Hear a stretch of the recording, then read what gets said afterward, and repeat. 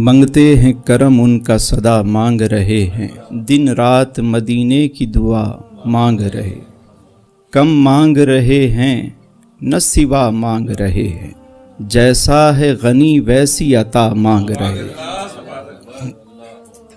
یوں کھو گئے سرکار کے الطاف و کرم میں، یہ بھی تو نہیں ہوش کہ کیا مانگ رہے، اے درد محبت ذرا اور فزوں ہو، دیوانے تڑپنے کی ادا مانگ رہے ہیں، منگتے ہیں کرم ان کا صدا مانگ رہے ہیں، دن رات مدینے کی دعا مانگ رہے۔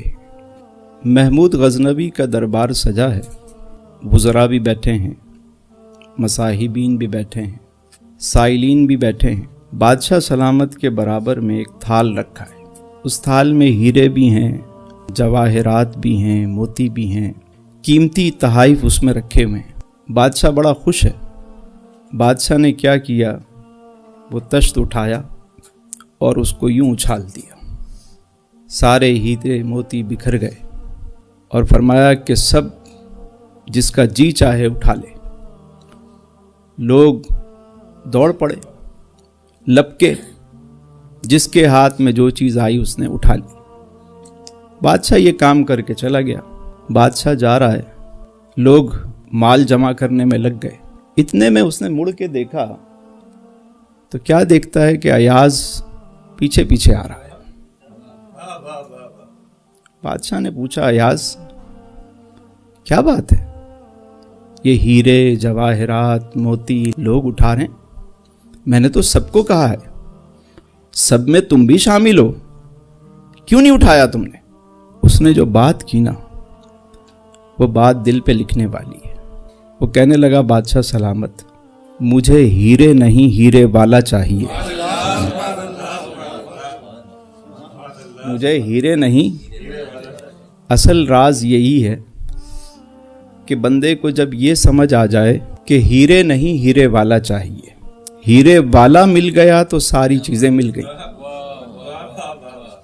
ہم یہ راز نہیں سمجھ پائے۔ ہم اللہ سے، اللہ رب العزت سے ساری چیزیں مانگتے ہیں، میرے مالک یہ عطا فرما، میرے مالک وہ عطا فرما، میرے مالک مجھے یہ دے دے۔ مانگنا بھی چاہیے، وہ ہمارا خالق ہے، مالک ہے، پروردگار ہے، پالن ہار ہے، دینے والا ہے، اس کا حکم ہے مجھ سے مانگو میں دوں گا، اور وہ عطا کرتا ہے۔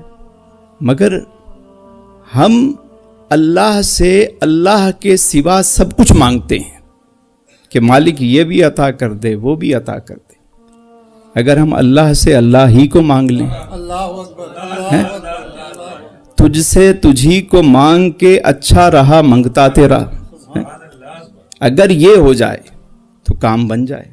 ہم تو مالک کا قرب اس لیے چاہتے ہیں کہ ہمارے کام بن جائیں، دنیاوی کام بنے۔ مالک کا تقرب بھی، کوئی وظیفہ بھی، کوئی چلہ بھی اس لیے کرتے ہیں کہ ہمارے کام بن جائیں۔ لیکن اگر مالک سے مالک کو مانگ لیں، اس کا قرب مانگ لیں، اس کی محبت مانگ لیں، اس کے محبوب کا عشق مانگ لیں، کام بن جائے، زندگی آسان ہو جائے۔ دیکھیے، اس کو یوں سمجھیے کہ دنیا اور آخرت کی مثال جو ہے ایک پرندے کی سی ہے۔ یہ دنیا جو ہے اس کا سایہ ہے، یہ مادی اشیاء اس کا سایہ ہے، آخرت پرندہ ہے۔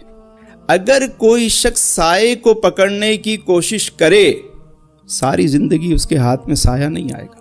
کبھی وہ یہاں پہنچتا ہے، پرندہ یہاں جاتا ہے، سایہ یہاں، پھر وہ یہاں بھاگتا ہے، وہاں بھاگتا ہے، بھاگتا ہی رہتا ہے۔ دنیا کا معاملہ یہی ہے۔ اللہ فرماتا ہے متاع الغرور، ایک دھوکہ ہے، سایہ ہے یہ، جس کے پیچھے ہم بھاگتے ہیں۔ بھاگو، جو دنیا کے پیچھے بھاگتا ہے، دنیا اس کو اپنے پیچھے بھگاتی رہتی ہے، اور آخرت جو ہے وہ پرندہ ہے۔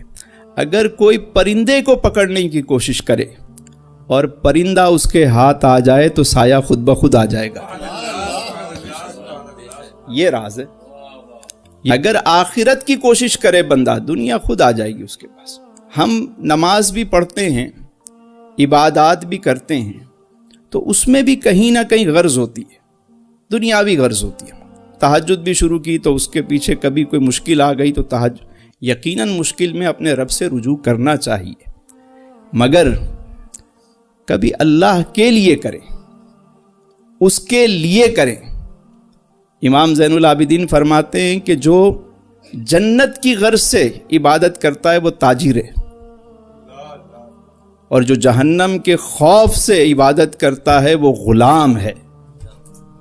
وہ فرماتے ہیں کہ آزاد وہ ہے جو عبادت فقط اللہ کے لیے کرے۔ ہم کہتے ہیں انا للہ و انا الیہ راجعون، پڑھتے ہیں نا کہ بے شک ہم اللہ ہی کے ہیں اور اسی کی طرف ہمیں لوٹنا ہے، لیکن ہم یہ کب پڑھتے ہیں؟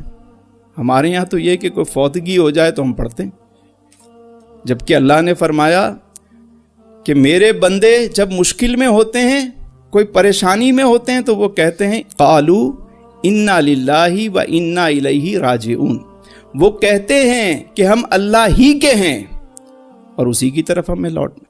اگر ہم اللہ ہی کے ہیں تو دنیا میں ہی اگر اسی کے ہو جائیں، کام بن جائیں ہمارے۔ ایک گاؤں میں ایک شخص نے چوری کی، اچھا تھا اسی گاؤں کا، چوری کرنے لگا تو وہ ذرا کھٹپٹ ہوئی تو گھر والوں کی آنکھ کھل گئی۔ اب گھر والوں نے آواز لگائی تو سب مرد نکل پڑے، یہاں تک کہ وہ پورا گاؤں بیدار ہو گیا۔ اب چور آگے ہے اور گاؤں والے پیچھے پیچھے، بھاگ رہا۔ اس کی اسپیڈ زیادہ تھی، ذرا لوگ تھوڑا پیچھے تھے۔ اسے آگے اور تو کچھ سمجھ نہ آیا، مسجد نظر آئی، اس نے مسجد کی دیوار پھلانگی، اپنی چادر اور چہرے پہ جو نقاب لگایا ہوا تھا وہ سب اتار کے اس نے ایک طرف پھینکا اور نیت باندھ کے کھڑا ہو گیا۔ اب لوگ بھاگتے بھاگتے جب آئے، انہوں نے ایک نے جھانکا، دیکھا مسجد میں بندہ نماز پڑھ رہا ہے۔ کسی نے کہا یہ چور تو نہیں ہے؟ دوسرے نے تمہارا دماغ خراب ہے، رات کا وقت ہے، کوئی اللہ کا نیک بندہ دیکھو تہجد کی نماز پڑھ رہا ہے، تم چور کہہ رہے ہو اسے؟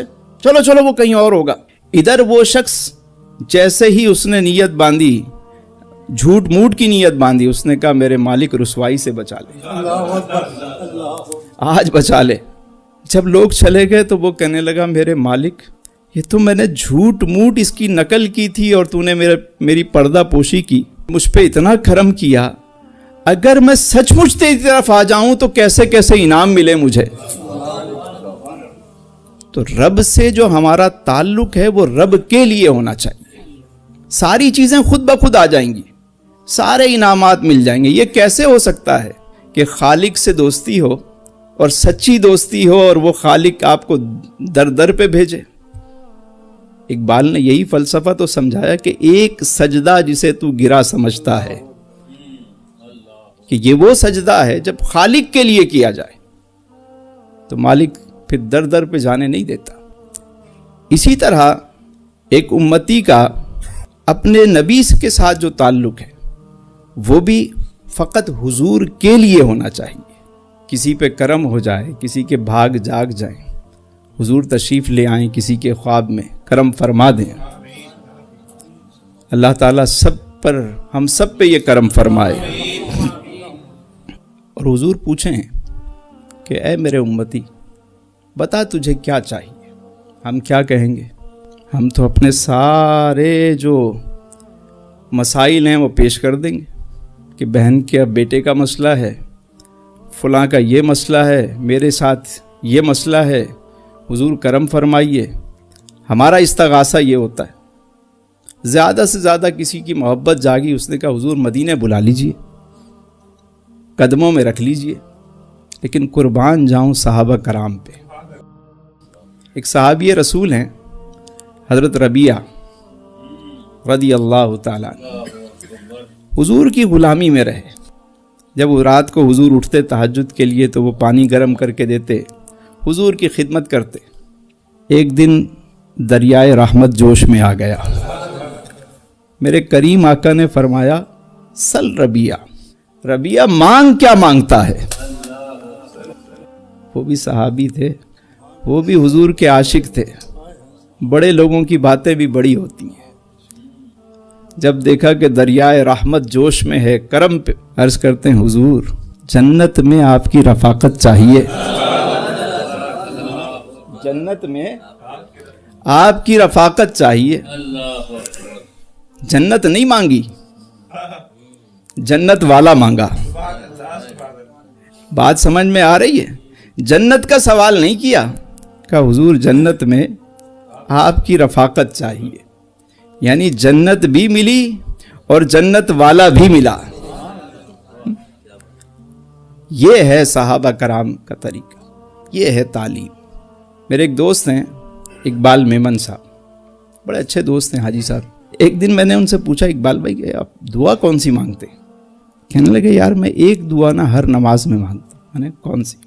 कहने लगे कि मैं कहता हूँ कि या अल्लाह जब तक मेरी हयात है मैं खड़े होकर नमाज अदा किया करूँ। मैंने कहा वाह, सिर्फ सेहत नहीं मांगी। हम कहते हैं या अल्लाह नमाज की तौफीक दे। बाज़ लोगों को नमाज की तौफीक मिलती है लेकिन वो बैठ के पढ़ते हैं। क्या दुआ मांग रहे हैं कि या अल्लाह जब तक मेरी हयात है मुझे खड़े होकर नमाज पढ़ने की तौफीक दे। यानी नमाज भी मिली, सेहत भी मिली, आफियत भी मिली, सारी चीज़ें मिल गई और जब तक हयात है। ये क्या खूबसूरत अंदाज है। रब से मांगने का तरीका भी हमें वैसा ही ढूंढना चाहिए। जब भी मांगे ऐसा मांगे कि उसके अंदर सारी चीज़ें होनी चाहिए।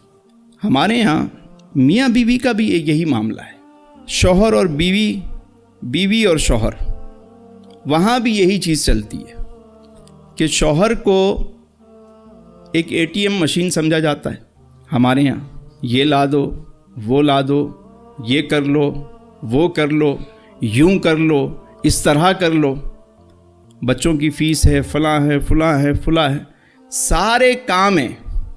और वो शौहर बेचारा सारे काम करते करते करते करते, शौहर तो होता है वो, लेकिन उसके दिल से घर वालों की सारी चीज़ें निकल चुकी होती हैं। मेंटली तौर पे वो सब कुछ छोड़ चुका होता है।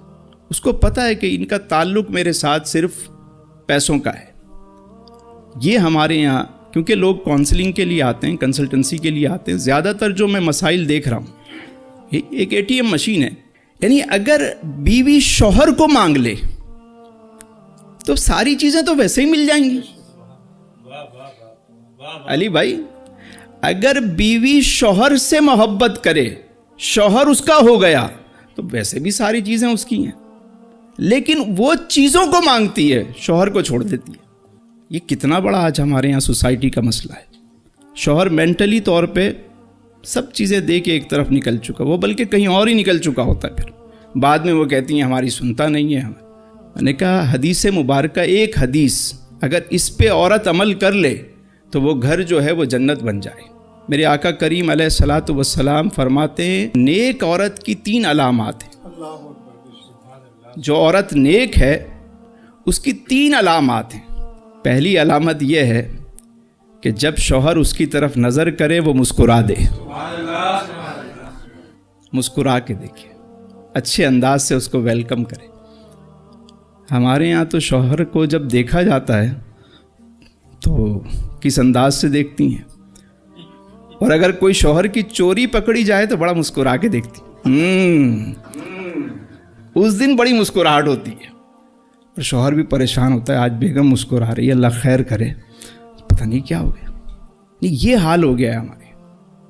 जबकि नेक औरत की अलामत ये बताई हदीस में कि शौहर जब उसकी तरफ नज़र करे वो मुस्कुरा दे। दूसरी बात फरमाई कि जब उसे किसी काम का कहे तो वो फौरन वो काम करके दे।